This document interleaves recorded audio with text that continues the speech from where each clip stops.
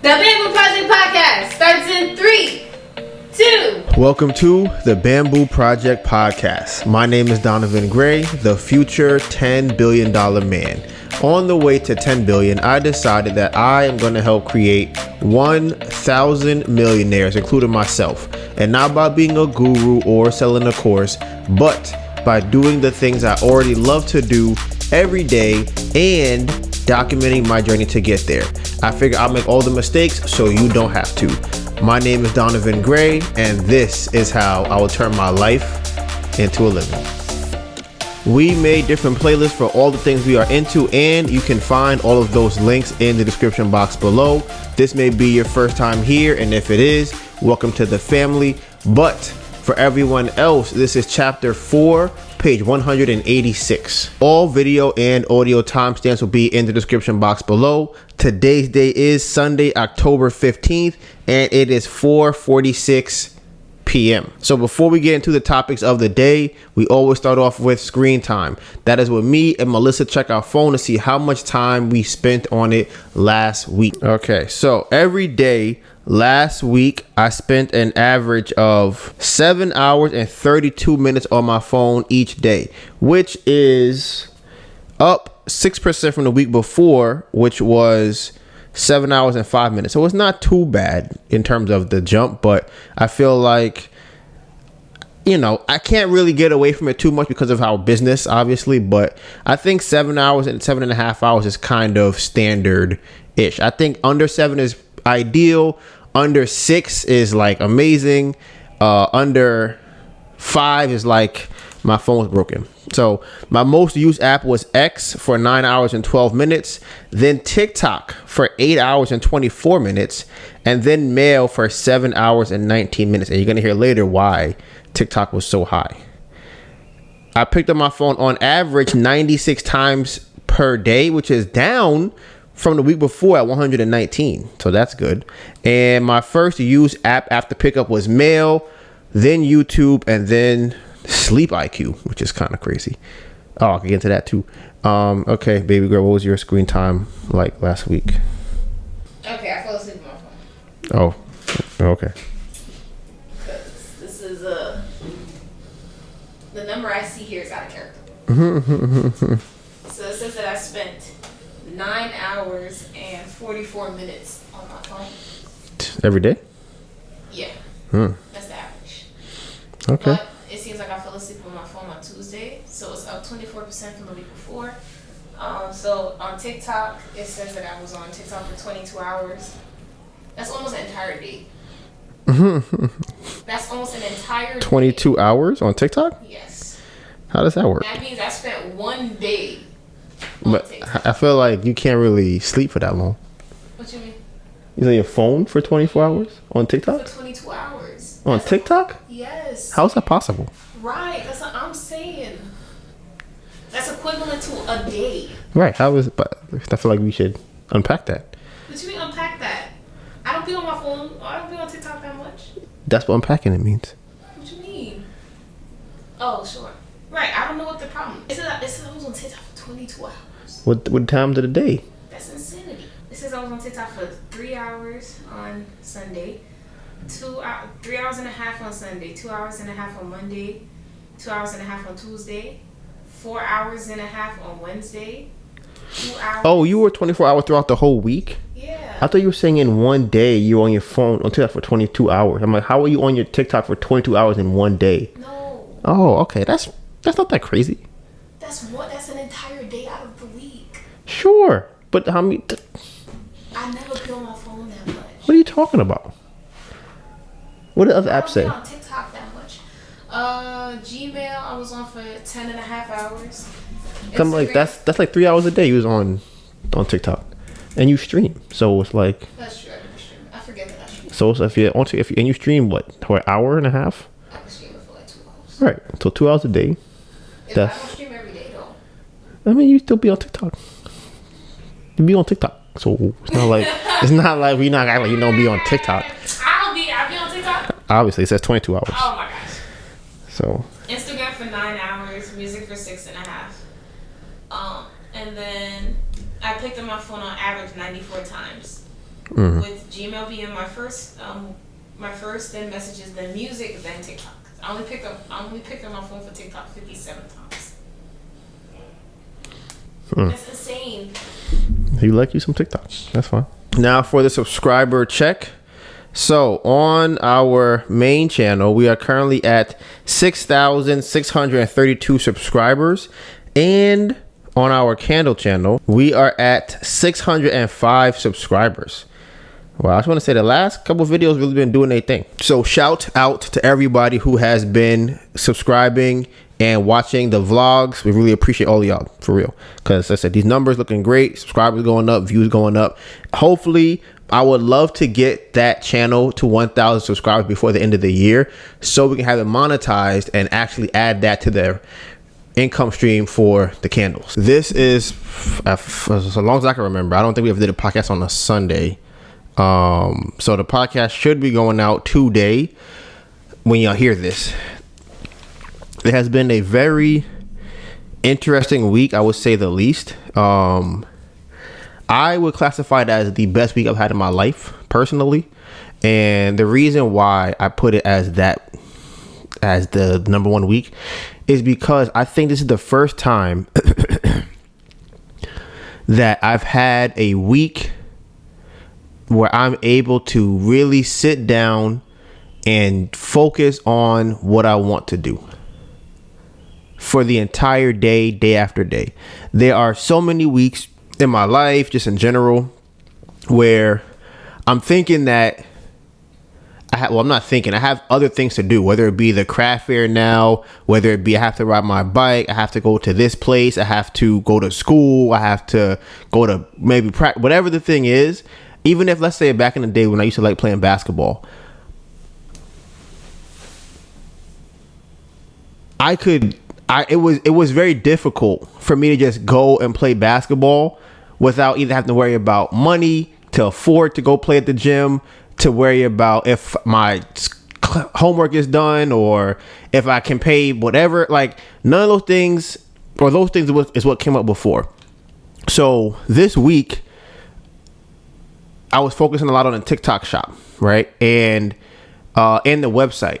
So I was able to have more or less uninterrupted work for days on end, just being able to focus on one thing. And I feel like in that short amount of time, I was able to make a good amount of headway. And it's, to me, it just signals or shows what will happen when we finally get to that place where we can actually do that. Because I don't know, some of y'all are new, so y'all probably don't even really remember this or know this. Like I said, I don't know how many of y'all either remember this or know this or have heard it before, but this, where we live now, was always meant to be a pit stop, right? That was the point of moving into this place. It was because Melissa was working at Starbucks. I was working as a bike messenger in the city. And the plan was, we live close enough to get to work that we can make money at work, but we are only staying here to launch pad or catapult us into the next phase, right? And when I moved out in 2019, my goal was, funny enough, do what I did last week. My goal was, okay, I don't have to worry about my mom or my dad or, whatever in the house rules that there are, whatever comes up with that. I have nothing to worry about when I move out. I can have everything set up the way I want it to be set up. I can have everything organized and scheduled the way I want it to be. And I can actually get things done that I want to get done, right? It's probably when I might have been 23 at the time when that happened. When we moved out, we started kind of going on that path, right? I was still working. Melissa was still working. We were slowly getting off of working and trying to figure out what would we do to be able to make our own money from something else that's not either a bike messenger or working at Starbucks. So that's when 2020 came. And that was it. Obviously, no one could have expected how crazy that was going to be. I always say that probably took off. I mean, not probably, 3 years of the time span of the goals that we had were, those 3 years just kind of disappeared because the world more or less stopped, right? My workload at Caviar doing the bike messenger, food delivery got busier. So I was staying on there making more or trying to make more money. And it was a very weird time. It's like, do we go outside? We don't go outside. And for me, that was my first time ever experiencing some type of global issue where everybody is kind of on the same page about what's going on, right? Or at least not everybody, but I would say everybody. But it's my first time experiencing something where it's that level of tragedy. So the reason I say that is because going through it, I never knew how long it would last, right? I don't always do this, but I equate it to 9/11, where I'm assuming that some people were just kind of thinking to themselves, I don't know what's going to happen next. Are there going to be, buildings falling down all the time? Is there going to be terrorist attacks regularly? Like, are we going to have to do TSA forever? Like, how long do we do this, right? So for me, I'm thinking, okay, we're doing this COVID thing. Is this going to last? And I'm talking about lockdown last, not we're still talking about COVID. I'm talking about, are we going to be on lockdown for 2, 3, 4 years or longer? Like, I don't even know what comes from this. I've never experienced anything like this to be able to have an idea of how long I should expect this to go on. So during that time, I'm just working. I'm working because I'm like, I don't know how long it's going to go on. But then it got to a point where I was telling myself it's lasting a pretty long time. Like, my body can't take going to work 7 days a week for 10, 12 hours at a time with almost no human interaction. I remember how crazy that was. If you go and watch the vlogs back then, you probably will hear me talk about it. There's nobody outside. So I'm leaving here, getting on my bike. I might see 2 or 3 people, and I'm going to work, and I'm sitting by myself for the most part, unless I have an order. Then I would get my order through a window where somebody don't really want to talk to you. They take your food, and that's when they added the contactless delivery. That was never a thing. That means I would just take my food that somebody ordered, leave at the door, and walk off. So interaction was very little. So as a human, I'm thinking to myself, I can't survive like this. So I'm gonna take a little break. I might, take 3 days off, a week off. I don't know if I ever took a week off, but a couple of days off, and then get back to it, right? Then it starts opening back up. So that for me was probably, this is just a little time span of kind of what the plan was. So then we went into, okay, we have a little bit of money to the side. Where do we allocate it to be able to move out of the situation and make money on our own without having to go to work? That's when we started the whole Sega. Y'all might be here from Turo. You might be here from Airbnb. You might be here from wholesaling. You might be here from flipping the house, or all those different things as what we had tried to figure out to do to get out of the scenario that we were in before, right? And within that, we ended up staying in this apartment for 2019. So it's been 4 years, going on 5 years in February, which is insane, which is actually crazy. I don't know if y'all know this too. Me and Melissa met in 2018 in October. In October. So was it October we met? Or was it before? Yeah, it was October. And so we pretty much, since we've met, have lived together. Like, we met October like 15th or something like that, or 14th, and then we moved in February, right? So since February, we have been living together for 5 years now, going in February next year. So I just think it's funny that it's been 5 years that we've lived here. So like I said, that was always the plan, to figure out what we could do to make more money. And when that happened, we never really had opportunity where we have now. So back then it was, okay, what are we even trying to do? Like, we don't even know how to allocate our time. Because even before what I just told y'all about Turo, Airbnb, wholesaling, flipping a house, I was recording basketball videos. Melissa was making clothes. Melissa was making food and selling, or trying to sell like recipes for food. We were doing she was making songs. We were going to one night stands. We were going to what do you call those? We're going to open mics. We were the Bamboo Project back then had like 7 different things that we were doing. I don't remember all. I know it was music, clothes, food, sports. Oh, we were working. Well, Melissa. Well, we were working out, but Melissa was working out every day. So that was like who we were back then, right?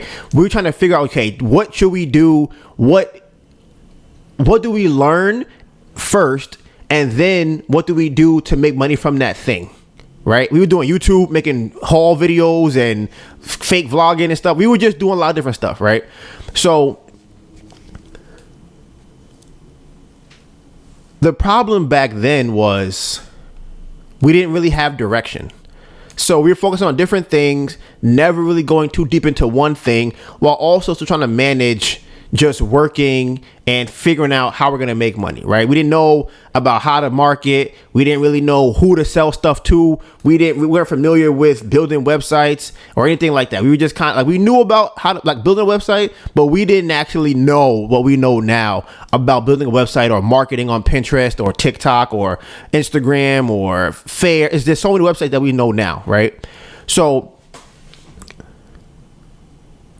finally, like I said, we are at a place now where I would say that we pretty much have the trifecta, for almost, right? It's not completely filled up, but we have time, right? There was a point in our life we didn't have time to put 2 things we want to do. I would say we also have energy, right? Because we're no longer doing a craft fair, we don't have to worry about the craft fair every weekend. And it's almost like, I don't know if I'll call it school, but it's a weird phenomenon when your brain knows you have something to do coming up. So days leading up to it pretty much just shuts off. So if I know I have a craft fair on Saturday, I'm already planning for that craft fair on Wednesday or Thursday, right? Whether it's doing inventory, whether it's making candles, whether it's getting something for the booth that we didn't have, whatever it is, we're planning from Wednesday. So Wednesday, Thursday, Friday, we're planning for it. Saturday, Sunday, we do it. Monday, we're tired. Tuesday's the podcast. Wednesday, we do the whole thing again. That was the more or less what we were doing every week. And that's not including the other stuff that falls inside of that, like dealing with the house or whatever else came. Like there was a lot of things in between those 7 days I just named that we had to deal with, right? So we didn't have the energy that we have now. Right. So that's 2 things. So also, we at the time earlier in the relationship or earlier when we were trying to build something, we didn't have money either. Right. So we have, well, I don't want to say we have money because that's not exactly it. We have a source of income. That's a better way to put it. So back then, we didn't have a source of income. Right. We might have had some money from our credit cards, if you want to count it as money. We might have had, maybe some little bit of savings here and there, but we didn't really have money coming in. That was our biggest problem. Like, okay, we have money, but we don't know what to do with it. So now finally we're at a point where we have a source of income, we have energy to work on it, and we have direction to what to do. Right. So like I said, the trifecta for me is energy, time, and money. Right. We have the energy. We're not doing craft fairs. We're in the house, but nothing is making us tired. Like nothing is making us exhausted. We don't have anything like that. There's nothing that's like, oh fuck, I can't even move. Really, like it does. We don't have that. Time. We don't have nowhere to be. I have no obligation that I have to be at where my time is being shortened. So we have those 2 things covered. And the candles are now starting to pick up some type of traction online. So there's a source of income. Now, this is why I said earlier that it's not completely filled up. It's because the source of income has to be grown to a point where we actually have money. So we actually can now say the candles are making us money every month, right? But it's not enough money to actually do anything with. It's just, okay, it's making us a okay amount of money to pay for itself and maybe cover maybe, I don't even know what I might say. Maybe groceries, maybe, I don't know, because it's not even really that high either. But it's good. It's a good starting point to say that I could sit home with Melissa in the bed and someone will give us $100 from the candles, right? If we can do or find a way to have that done every day, that's $200 a day, That's it. That's $200 per day. And we can figure out how can we get 2 people each day to buy 2 candles, 2 big candles, right? So the reason why last week was the best week of my life is because I finally had all 3 of those things. Having the money is the least important one to me because we have a source to actually pour time and energy into to actually have the money, right? Because there's a lot of people out here who have time and energy, but they have nothing to build to grow with that. It's like, okay, I don't know how to wholesale. I don't know how to do Turo. I don't know how to do YouTube. I don't know how to do photography. I don't know how to do any of that stuff. So I got time and I got energy, but I can't make no money from it. I don't know what to do. So that was kind of us back then. So like I said, that's why for me, it was the best week of my life because it is kind of signaled that we are on the right path in terms of what we're trying to get. All we have to do right now is just grow it. Because before, what we kind of did was, going to the craft fairs, even though it's us working, is very much, it's close to a job, which is fine for me. I don't mind having a job if it's one that we start. That's fine with me because that I know I can remove myself from it, plug somebody else in, and keep growing the business. I can't remove myself from working as a bike messenger and be like, I'm gonna plug somebody else in and make money. I can't be like, okay, you know what? I'm working at the front desk, but I want to be bigger. I'm gonna have somebody coming for me. Like, that's not gonna work. So, but with this, it's very malleable and I can do stuff like that with it. So that's why I like the position that we're in right now. Now the things I was working on last week, one of the main things was the website, right? So I'm very fascinated with the website idea just because I think that we kind of have a cheat code, right? And that cheat code is us being at the craft fairs. And one thing I was talking to Melissa about when we would be at the craft fair is how I now look at businesses very differently in terms of brick and mortar. Because for the most part, that's what we were. We had a brick and mortar location. And in terms of how to get people over to you to buy, we went to fairs every weekend for the entire year, and last year we sometimes did it 7 days a week. So not only did we learn from what we were doing, we also saw other people and what would attract people to their booth, right? When I thought about it from an economic standpoint in terms of like units sold, and I'm thinking to myself, okay, you see these businesses in these nice areas where they may have a store that has 3 racks in it, right? A couple clothes on the rack, and ain't nobody in the store. I don't know if y'all see this where you guys live, but it's very common here in New York City. You can go down to Soho. There's a whole bunch of stores that nobody's ever in. They're just empty stores, might be high fashion, might be one person in there, but they're never busy, right? So doing what we did now, it opens my eyes to seeing like you don't have to be busy to keep your store open. Because in my brain, I'm thinking, oh my God, you have to make rent's probably, $15,000 a month. That's insane. You're paying $20,000 a month, right? But if you selling 3 items a day, if I came on here and said every time we do the craft fair, we only do 3 sales. Y'all will go, yeah, that's not for y'all. Like, I don't know if you should be doing candles because 3 sales every weekend. You do 6 sales for the whole weekend. That's crazy, right? But if the candles cost $2,500, then it's like I only need 1 sale. I don't even need 3. I get 1 sale a day for the entire month, right? That's 2,000 times 6 times 30 is 60,000, right? So we're looking at another 1,000. It'd be 30. That's 15,000. We're looking at $75,000, right?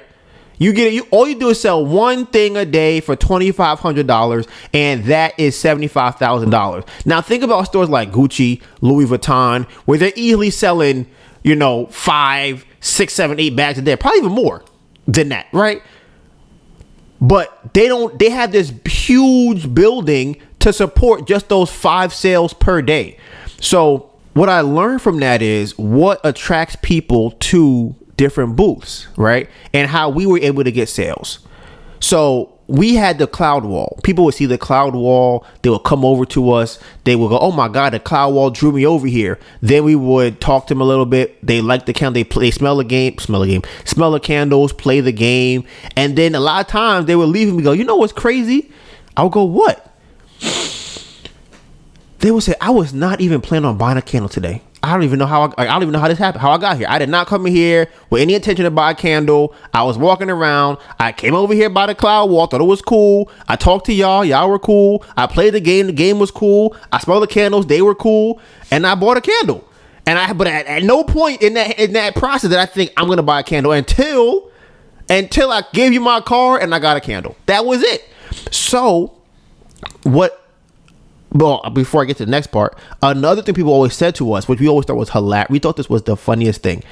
People did not think that we worked at people did not think that we owned the booth. People thought that we worked there for somebody else, right? So they would come there and they would be like, oh, do you guys have any other locations? Is it black owned? And I look at Melissa like, what do you mean by that? Like, what do you mean is it black owned? Like, I got put in my skin. Like, I mean, is it black as it's gonna get? I guess, right? Like, I don't know how much blacker like owned we could be. So we just thought it was funny because it just goes to show that people did not think that we put that kind of work in, that this would be our booth, right? So this is what I want. I want people to come to our website and have that same feeling. Two things. I want them to come and think or see and talk to us and go, that's your website? You guys built that? We go, yeah. I want people to be stunned like, how did you guys, that's insane. The way that it has this effect and it has this design and it has this application and it has this icon and it has this payment system and everything else. I want them to think that we hired $100,000 a month person to be able to build that site for us, right? So I think we're getting closer to that, but I don't think we're there yet. But same thing with the craft fair. When we first started off, we didn't have a cloud wall, right? We had to figure out what works being at the craft fair and then keep building on that. We iterate. We might first, it was the cloud wall was huge, right? But on the table, there were a lot of small changes. We might add a lamp here. We might add a perfume here. We might move the candles in this organization or in this order over here. We might have the room spray next to the other room spray like this. So different, like those small iterations is when we added a sign. People come in and they're like, wow, this is amazing. And then even with the game, in terms of what we say, based off of all the previous conversations that we've had, what we say changes to each person because we've learned more from every single conversation.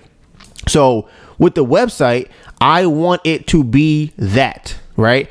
Second, I also want it to be the same way that people come to the booth and don't know how they bought a candle. I want it to be the same thing for the website, where you're on the website and you're just scrolling through and you're like, I should get one of these.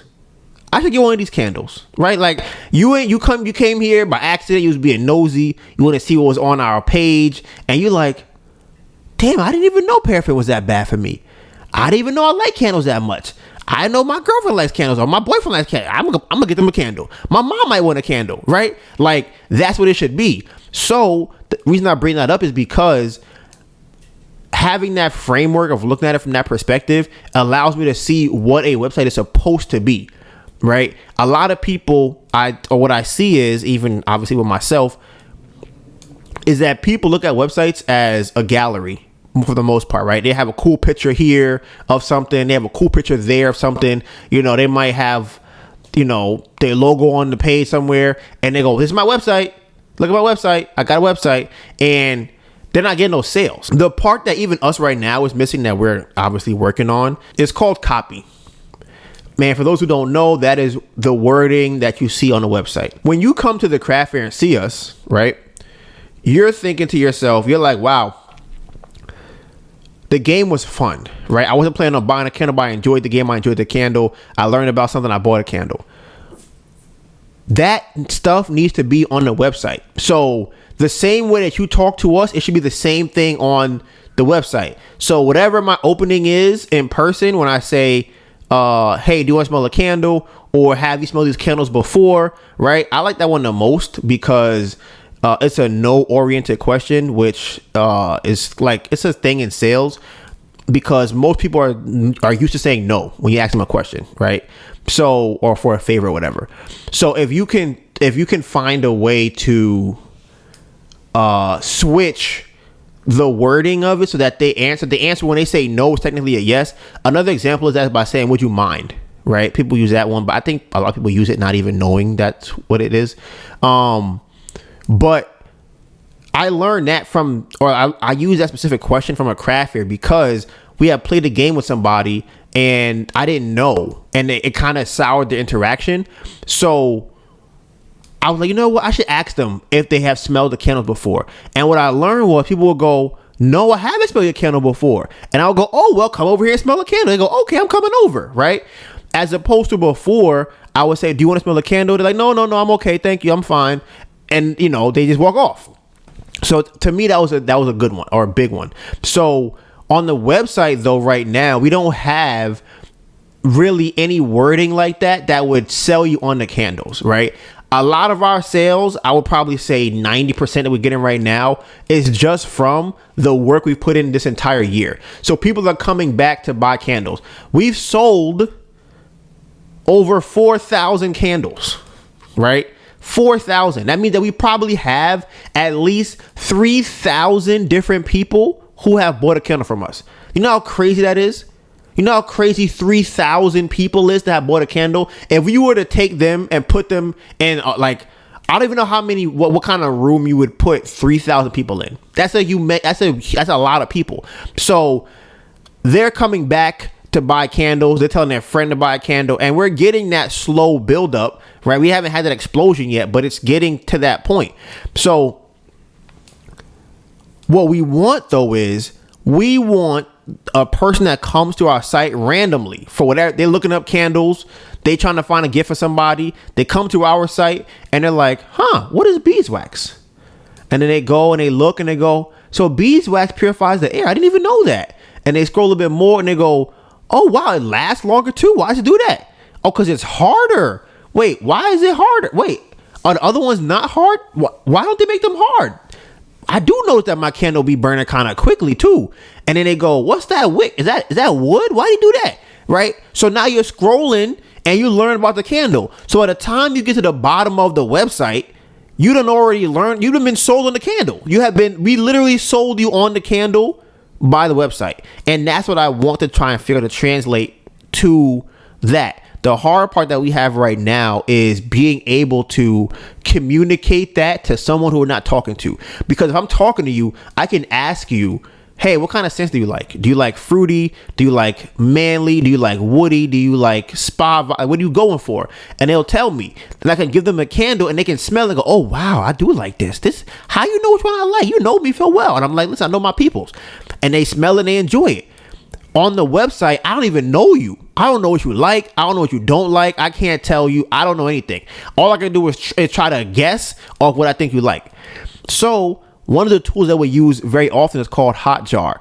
It shows us the session when somebody uses the website, and we can actually tell what they're doing on the site. So let's say they scrolled over here, or they clicked on this, or they got stuck here, or they clicked on that thing over there, and we can learn. And that's the feedback that we would have gotten at the craft fair, talking directly to another person. So that has been what this week has been. Now, or that's the website part of it. Another thing on the website that we've been doing is the pop-ups and the journey of it and the emails, because all of that stuff is connected. When you start really running a business, all of that starts coming into play, where what email are you sending out? When are you sending it out? How are you getting the email? What are you saying in the email? How often are you sending it out?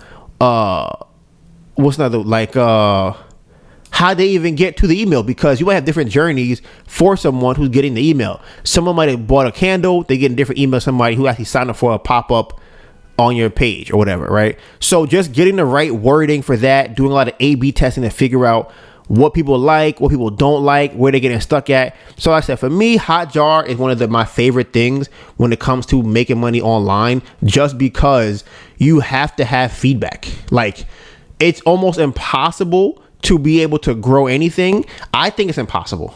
I think it's basically impossible to be able to grow something with no feedback, because you literally have no idea if it's working or not.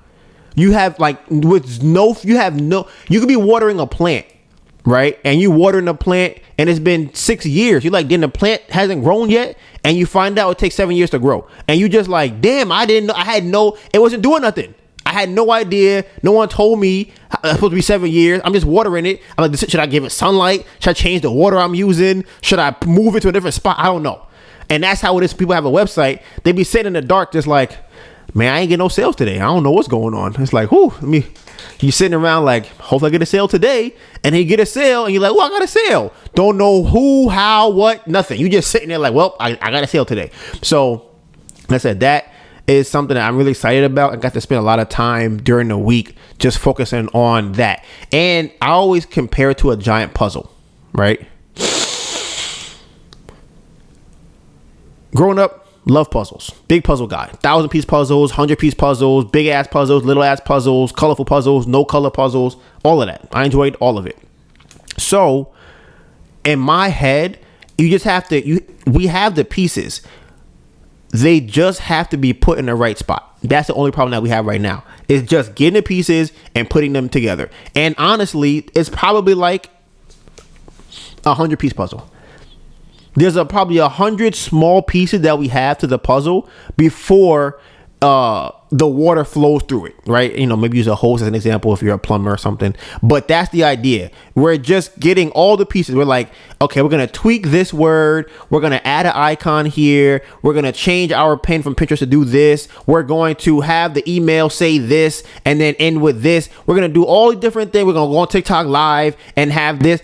And then it just keeps coming. We connect this, then we connect that one, then we connect this one. Then there's an issue right here. Move that, replace it, connect that one, and then we'll be sitting back like, wow, we're getting like 3-4 orders a day now. This is kind of crazy, right? So I said that's been the website for us, or what we're doing for that this week.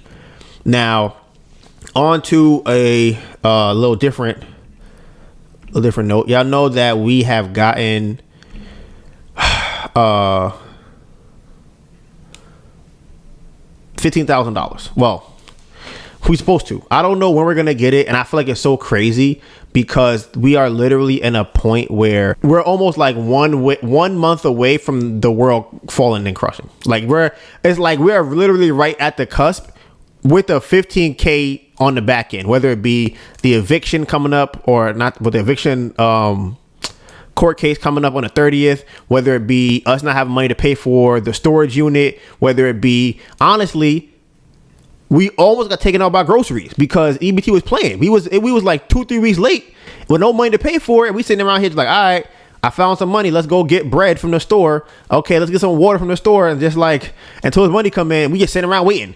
We might get an order online. We would hold it. And then this week we got hold twice on order, maybe 3 times. One of the orders, somebody bought a candle and went to our PayPal account, but the PayPal account was negative $125. So we lost $65 from that. The other one, 2 of them from TikTok, we still haven't even got the money yet because either we're new or how they payment system weren't working. It's been like a week, like 2 weeks now, right? So there's that. Another one had happened, I think. There was the Chase account was negative. So when the money got deposited into that, they took some of that money too. Right? So we just like, damn. Like, can we live? Can I get $30 to go get some groceries or do my laundry? Can I do that? They're like, nah. Let me just like, I'll take that. Let me get that. And I'm like, bro, I be so dread because then I'm like trying to change the account for the money go into it. I'm not quick enough. The money gone. I'm like, oh my God. I'm over here hyped like, oh, we just made $70 today, and then it's all gone. And then it's gone. And we're sitting around looking like, well, you ever see South Park? You ever watch South Park? And the guy, it was an episode where I think it was Kyle was trying to start a bank. Not a bank. He was trying to put money in a bank, right? Someone told him, you be responsible with your money. You take your money, put it in the bank, right? He goes to the bank and he goes to the banker. He's like, oh, banker, my mom told me I should open a bank account. He's like, oh, that's great. You should do that. It's a good idea. And he was like, oh, have you heard of a IRA? He was like, oh, no, what's that? Well, I think it's IRA. He's like, well, pretty much what happens is you take your money, you put it in there, and then you wait a couple years or some time, and then you make your money back. And he was like, oh, that sounds great. He's like, yeah, so you give me your money. Give him like $100. He's like, and it's gone. He was like, what happened? He was like, well, the market changes. It's very volatile right now. But what you got to do is you got to stay in the game, though. So you got to put the money in because it always goes back up. But you want to be ready for it goes back up. He's like, okay, here's my $100. He's like, and it's gone. He's like, well, we're closed today, so I'll maybe come back tomorrow. We'll see what happens. And I'm like, that's how I feel. Every time we put money into the account, it's like, and it's gone. It doesn't matter. It literally doesn't. It just disappeared. It disappeared, right? So actually, funny enough, though, even though that's been happening, it's not as bad as it used to be. Because I think before we had so much that artisan fleece bill, y'all don't understand, right? Y'all don't understand. I don't know who is paying. Maybe some of y'all got money. Some of y'all do got money. I'm not gonna say that. But that was a $1,700 a month, let's call it apartment that we were paying for, while also trying to pay for running a business. So that rent was $1,700 per month that we were paying, right? And that was crazy. It was insane. They would just be like, we need that money now. We need the $1,700. So I said, so there was that. But I think that, like I said, we have to just make it to getting the 15K. That's it. Because we have already figured out maybe like 98% of what we're going to do and how we're going to allocate it and how we're going to be able to double, triple, quadruple, whatever number comes after that to the money, right? But we have to make it there. All we have to do is be able to make it to the 15K, right? And I feel like we are at the last legs of the fight. I feel like I have my, this is how I feel in my head, right? So I have a big ass sword, right? I'm talking about, I'm 5'11" 3/4. My sword is, my sword is like 18 feet high, right? I'm 5'11" 3/4. My sword is 18 feet high, right? My helmet is 5 sizes too big. I have one of them. You never see them chest plates that they have? It's too big, right? I have this huge sword and I'm going to fight. I'm trying to adjust my helmet and Melissa's over here next to me. Melissa right here next to me with her sword like this, right? She's holding the sword and we are going to battle, right? We are fighting demons going to fight with our sword, right? We're like, helmet backwards, the chest plate falling off. We're like, we're going to fight it. We're going to win, right? That's how I feel. That's how I feel, Melissa and me. She's over here. She's swinging her sword, shooting her fireballs, and we just swinging around. We just doing this, right? And all we at the last level. We're like, okay, that's the last dragon right there. We just gotta get to the dragon and we gotta kill that last dragon. There's slave dragons behind us, mad slave dragons back there. We don't know how we got through beating them up, but we beat them all up and we're at the last one, right? This motherfucker big as hell. This is the last dragon. We looking at him like, damn, bro, like it's crazy. That's what it feels like this last month.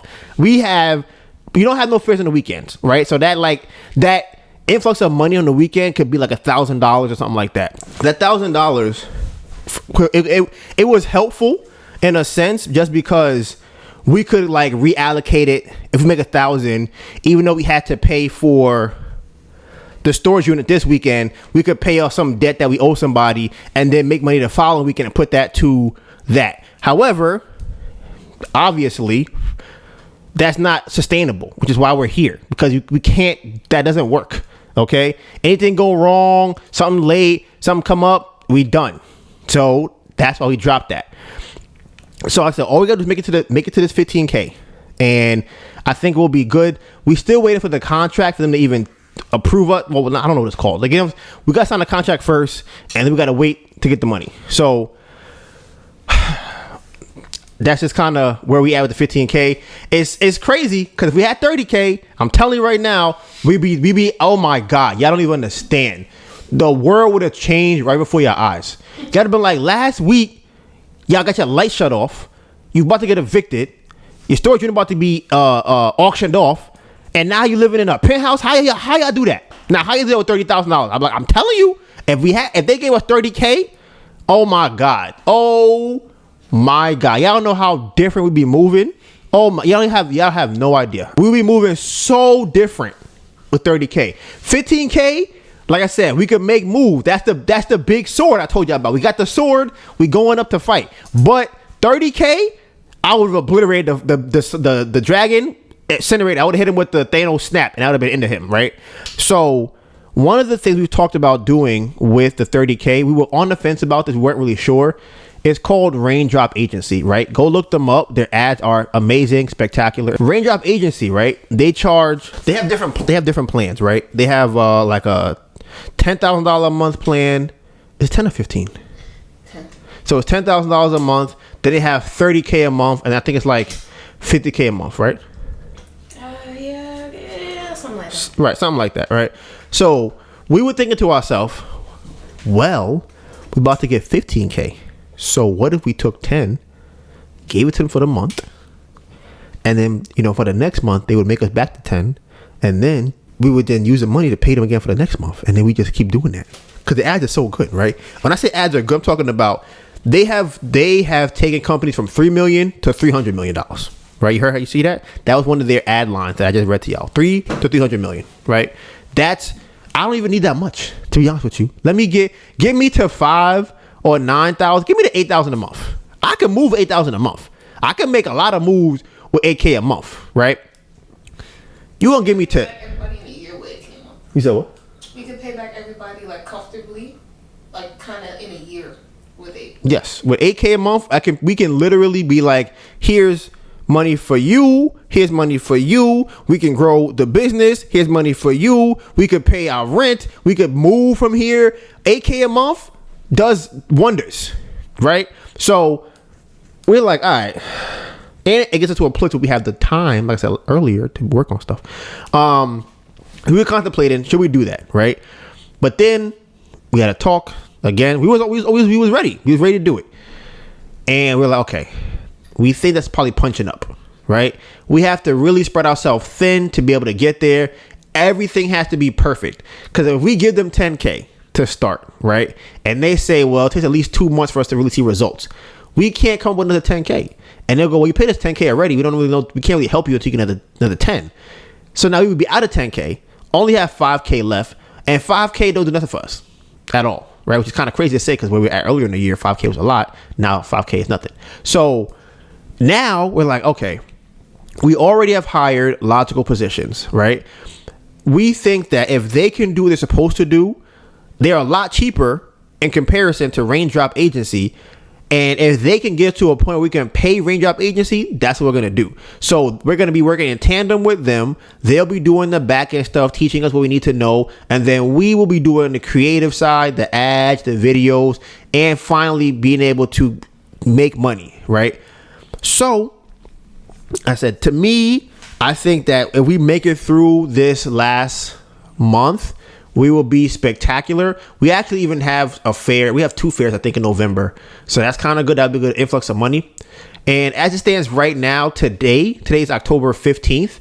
Oh, tomorrow's Melissa's birthday. So just for y'all, when you watch this, say happy birthday to Melissa on Instagram or whatever. That will be, so we're 15 days in, and we've made like $1,000 online, right? Roughly $1,000 or so. And this might be our highest month that we ever had online, right? Our highest right now is like 1,000. So we're at like 926 for the month, but this is our first month just doing we're focusing on online, and we still have to split our time between doing a live, doing vlogs, doing the podcast, going out to get groceries and whatever else. Like, we're still splitting our time, but we're making a lot of headway with the split time that we have now. So, I don't want to knock that too much, right? Yeah, I said we have been getting like an order. We were getting an order almost every day. Yeah, so it's like about an order a day. I think we're at we might be at about, if you include TikTok and Instagram and Shopify, we're at about 14, 15 orders roughly. And we were never doing an order a day. Like, that's amazing it's low. But when you have a business, I feel like money is not the what you're looking for, right? Because if we got one order for $1,000 in the beginning of the month and didn't get any for the rest of the month, I wouldn't be as happy. Because I'm like, I don't know why you bought $1,000 worth of candles. I don't know how you got here. I don't know if I can replicate this. But an order a day, that's a small, replicable feat to keep doing. So the next step is, can we get to a point where we're averaging like 2 orders a day? Right? That's the next thing. And it's not as like, I'm always happy to see an order, but I'm not as surprised as I used to be. I'm now kind of like, we ain't get an order today yet. Like, that's kind of crazy. Like last week we didn't get an order from the 8th to the 13th last week, and I was like, nah, that's crazy. Like the site obviously broke it. That didn't make sense. So that's been online for us right now, and I really like that. But speaking of switching to online, right? We were looking at the Artisan Fleas Instagram, and I think it's interesting because at the end of October, that's when the membership that we would have been in would have ended, right? Listen, us leaving there is probably one of the best decisions that we've made in a very long time. And we would have been, every week we spend right now we would not learn nothing about TikTok Live. The website wouldn't even be being built out. We would be, like I said, every week would be us focusing on going to the craft fair on the weekend. There's another vendor that's there. They said they're going to leave Artisan Fleet at the end of the month, right? Whenever I see the pictures that people are posting up there, it's empty. It's either raining every weekend. No one's going there. And I'm very curious how many other vendors are leaving after this membership. And the vendor I'm talking about sells candles. They're also not coming back until spring of next year, which is like April, May. So think about that. This is holiday season. This is Christmas. It's cold. It's winter time. You want to get a candle. The candle company is like, nah, I'm out of here. And they've been there for a long time, right? Longer than we've been there. And they said, nah, I'm not doing it this year. I'm leaving. So I'm very curious how many other people who haven't posted about it yet are no longer going to be Artisan Fleas come the next couple of weeks. So like I said, it don't make sense. I was we had a meeting earlier this week with a candle company. She had found Melissa on Instagram, and she had reached out and said she wanted to have a conversation and kind of just learn from her about candles. And one thing I was telling her was, your prices is too low. And I think that a lot of people, I don't really know where this idea comes from and how they choose their price for their things, right? But I feel like the majority of people are pricing things too low for everything. I know it sounds crazy, but you want to have a good business, right? But yet you don't understand that the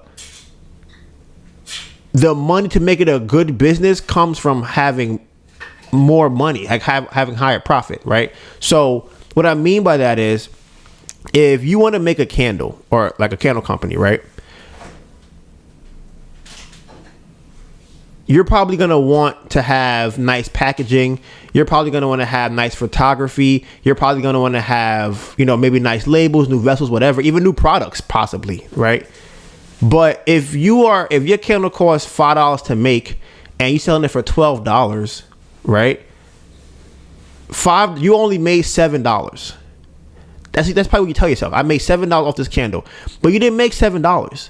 The reason why you did not make $7 is because you have to always work in that business. The reason why is because you have not priced at a point to have somebody else take your position and make the candles for you while you focus on photography, marketing, branding, whatever, right? So then are you also accounting for transportation to get to wherever you're going to?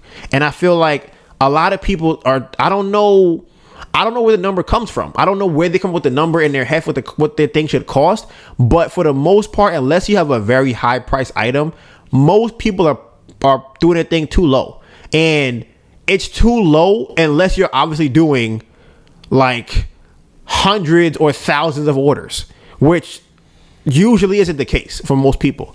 I think that I think it has to do with how you're supposed to run a business, and I put that in quotes, where they always tell you, oh, look at your competitors. So if I think I'm competing with Bath and Body Works. Right, Bath and Body Works. I'd even go as far as to say Target, Marshalls. Those big, huge, ginormous companies. Mm-hmm. As opposed to companies that are small, like yourself. You're gonna put yourself in a position. Right. That position. And the crazy thing about that to me is, they're selling their candle for $10, but they're making it for $1. So they're 10xing whatever their cost is. So you looking what? And even let's say if their margins aren't that great, they could supplement it because they're selling TVs and couches and appliances. Like the candles don't have to be doing a bajillion dollars. Bro, we watched the Mr. Beast video the other day. Oh my goodness, I think it is. I think it's Bath and Body Works. You don't think it's Yankee Candle? Oh, I think it's White Barn. Because when I went into Bath and Body Works today, it looked like the same jar to me. Oh, bro, we watched Mr. Beast video, right? It's called $1 versus $100 million house. One of the houses in there, he like telling what everybody does who owns the house, like, oh, this person is maybe an athlete, or this person owns cars, whatever, right? He gets to like the second to last house. He goes, that was worth $30 million. $30 million. He goes, this house, the owner made his money from candles. We almost lost it. We was like, what? Mind you, this man had a damn palace. I think that's the house that had the freaking not aquarium, a theme park inside. He had a water park in his house. His house was so big. I'm like, nah, I don't even need all that. I'm like, the same house that had it was like 3 different car garages. Yeah. And one of them was lights on. Listen, that it was a $30 million house, and they said he made his money from candles. Candles. Crazy. Listen, that was a sign for me. I said, listen, I already know that candles get paid. And that's the thing. People don't know. And I think the problem with the candle space is because it's so saturated, like all the money, they think like once you could break out of that beginning barrel, and then you get to like not the one above that, but the one above that, that's where all the money is at. That's where the money, when you go into like a store and you're like a somewhat known brand, and people just buy a candle, they need a new candle, they buy that one. That's where a lot of money is at. But then above that, ain't nobody really up there. There's probably like 5 companies up there. Ain't nobody really up there. You get into that level, it's just flowing. Bought by LVMH. Bruh, right, exactly. LVMH calls you and goes, hey, we saw you have a luxury candle brand. We'd love to talk to you and buy 20% of your company for $600 million. Right. And we go, well, sir or ma'am, thank you, but I have to decline. It's worth $1 billion at 6%. What happened? It's just crazy. It's insane. Yeah. And people, like you said, damn. People, they're not thinking about the cost, or like they feel like because you can buy a candle at Dollar Tree for $1, that my candle should be $2. Like, but the thing is, people pay more for human stuff that makes sense. Mm-hmm. So and that's also why I wanted to price the candles like from what they were priced at from the jump. Because when I was working in the event space, they're marketing the services as these are 100 hand blown or hand tied ribbons on this centerpiece, and it's me, Melissa, tied the 100 ribbons on it. And you about to hype this up to the person at Starbucks or Glossier that's gonna buy this piece for X amount of dollars because you told them that it was hand crafted by an artisan. Like, it's the same thing.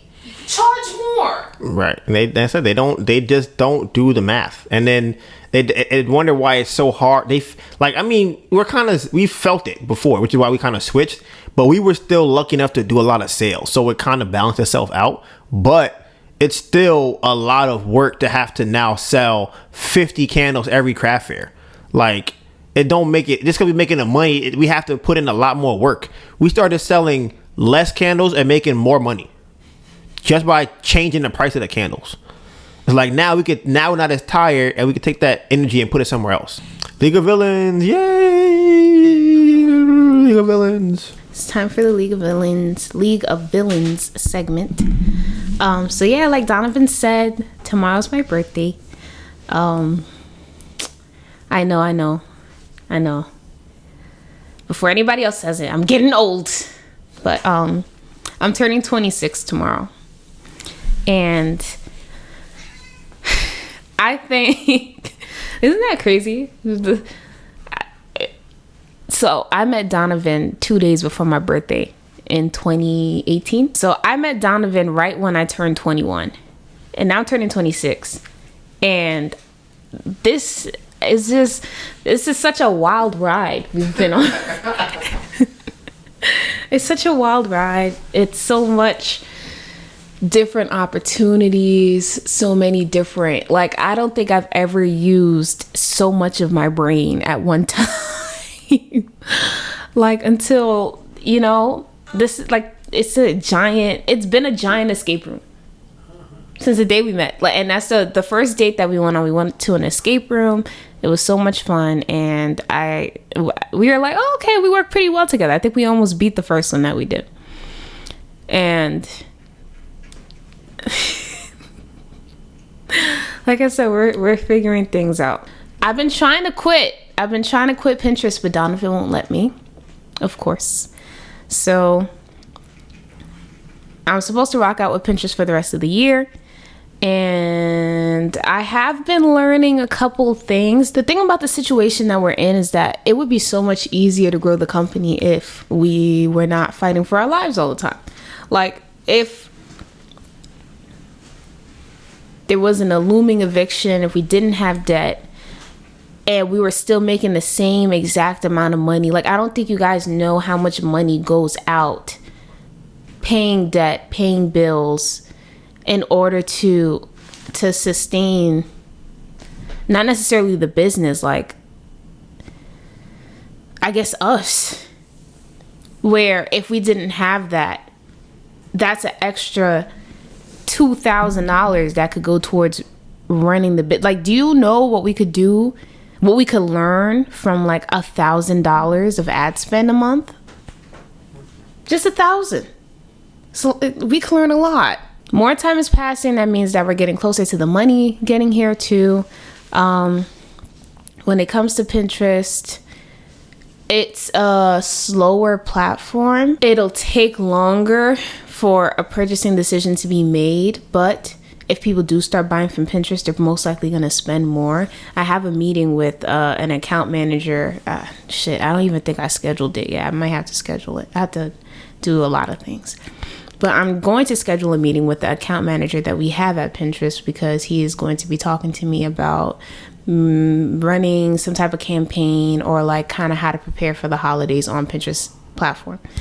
And right now we are a verified merchant on Pinterest.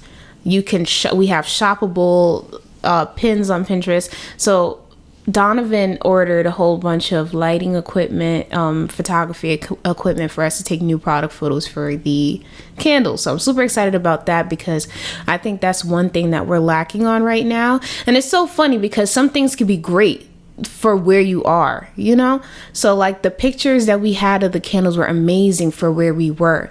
But where we're trying to be, we need better photos than that. So I think once we have those really good product photos, and that's another thing too, websites like Amazon, they want a product listing where just literally the candle, nothing else, no background, just very clean in order to fit their platform. And then, and I kind of kept that in my head where it's like, okay, the first image I put up is normally just the candle, no background. Donovan likes to call it a sticker. And that doesn't convert well, like across all the platforms. It works for Amazon because that's how they created some type of continuity or some type of standard for being on the website. So if you ever go on Amazon and you scroll through, you're going to notice that all the pictures don't have a background on it. But like I said, it doesn't convert well in these other places. It doesn't convert well for Etsy. It doesn't convert well for like Faire. Doesn't convert well for TikTok. Doesn't convert well. So I'm excited to use the photos that Donovan took recently, and I'm excited to do, the upcoming shoots, because I really do think that that's going to elevate the brand and allow us to really show up in these places differently than we've been showing up before, and probably get more engagement, more interactions. And then once that happens, once people are engaging with us more, the platforms are going to show us more. TikTok's going to show us more. Etsy's going to show us more. So I'm super, that's one thing that is on my mind to do. What else is going on? The Queens Chamber of Commerce have reached out. They told me about a grant that I should apply to. And it's so funny because I went to go fill it out, right? And I've applied to this grant before. And my answers are still there. And I'm like, wow. I'm reading it and I'm like, this grant I probably applied to in like January or whatever. They have different rounds. And I'm reading it and I'm like, wow, I would not use these same answers. Like the business has grown so much. The outlook of the business has grown so much. I think I was still, talking about we need money for fairs. We need money for markets. Like it's a whole different ballgame now. So I have to redo all my responses for that in order to like move forward. And it seems like, I think it's interesting that they reached out to me to apply to it. So it's because it's like, are you going to, what is that word? When you're back, I guess, are you going to back us? Like, because that happened with Kiva and we got the money, and this is a grant. We're looking at free money now and not loans. So there's that. And they also said, we could set up a meeting to talk about any opportunities or things that they might be able to help with. So, me, I'm going to set that meeting up. So, but I wanted to go into the email like, hey, I finished the application and I would like to set up a meeting. So I want to do the application first, but either way, there's that. What else? We were in touch with a company that wants to use the candles as a corporate gifting. And we're still working on that, but their budget is lower than the amount it would be to purchase the candles plus shipping. And I told them like, okay, we could take the loss because, I'd prefer, I guess, the business professional, the professional people that can afford these candles to get them, try them out, see, and then, maybe rebuy them on their own. With that, loss, that little loss of profit, than to not get those orders or whatever. So I had told her like, yeah, you know what, we could just cap it at the 35. And it's been like 9 days and I haven't heard back from her. So I sent her a follow-up email like, hey, just wanted to check in and see what you thought about this, because, there shouldn't be a problem if I said that, I could just, I guess, max out your budget or whatever, because I'm still taking a loss, but it's fine. There's also, I have a friend that I met at the Bay Good Foundation, the Beyonce event that I went to. She has a business. Her business is called We Are Crowned. You should check it out. And we were on the phone for like 2 hours the other day, and we were, because her day job is marketing. That's her day job. So it was so interesting to be on the phone with her, because I can hear it, like, and how she's phrasing certain things. I'm like, oh, I liked how you phrased that. And she's like, yeah, this is what I do. I'm like, oh, this is what you do. So we're going to start kind of having either like weekly check-ins, because she has her business, I have mine, or try to meet up in person. She lives in New Jersey, so we would kind of like meet halfway in Manhattan and kind of like help each other out. She has like different hair products and stuff like that. I have long hair, so I'm like, girl, I could make some UGC for you, like it's super exciting, and it's really cool to have a friend that's to have friends that's also in the business space that can like, pick up where the other person, might need a little more assistance and stuff. And in terms of Pinterest, my strategy that I'm working on right now, like I said, I have the meeting coming up with the guy, and then about in terms of like holiday and kind of like how to make holiday pins and stuff like that, what people are looking for that. There's a lot. I think Pinterest, because it's a search engine, I have to get in the mindset of SEO and look at tips and tricks for that, and then kind of like really integrate that into what I'm posting, or like even the wording of what I'm putting on the actual pins. So there's stuff to do there, I guess. Like I like to like move around, so having to stay in one medium is not always fun. But just like the candles, just because we're focusing on candles, like, isn't that so crazy? We're like, okay, we're gonna focus on one thing this year, and even within just focusing on candles, we still have to focus down. Like, okay, we can't do all the social media platforms. We gotta choose like 2, maybe 3. And people, like example, people have been telling me to get on LinkedIn. So I do want to kind of buff up my profile a little bit, and then, you know, have that there, and that's it. Like, it's not going to be a main focus like Pinterest is. So that's where I'm at right now. So the last 2 things I would kind of touch on a little bit is how little we've been vlogging this week, because we've really been working a lot. When y'all see this vlog, it's going to be like, damn, that was a short ass vlog. It's like, yeah, we were just in the house really just working. Pinterest, we were doing TikTok, we were doing I guess you want to call it Instagram, emails, photography. We were just doing stuff in the house, editing pictures. But the last thing is just TikTok. I think I've been doing some research in terms of the analytics to what the lives that we did, and I think that I'm on a right track to being able to finally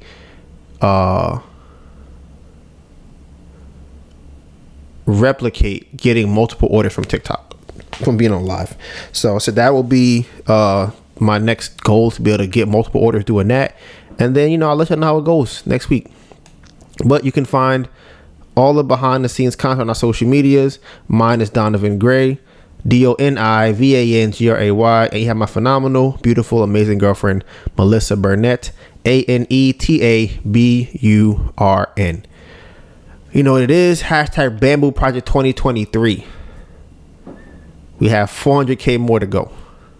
And with that being said, Bamboo Project out.